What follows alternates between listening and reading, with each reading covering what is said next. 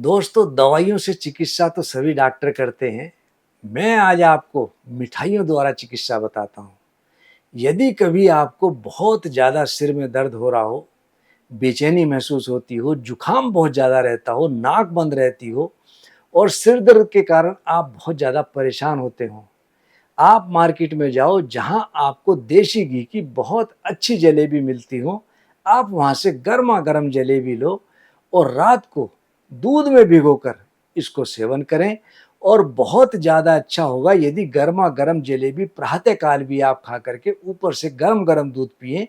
आपको निश्चित रूप से माइग्रेन, सिर दर्द, जुकाम इत्यादि से तो मुक्ति मिलेगी ही साथ आपके शरीर में बहुत तेज़ी से एनर्जी का भंडार होने लगेगा।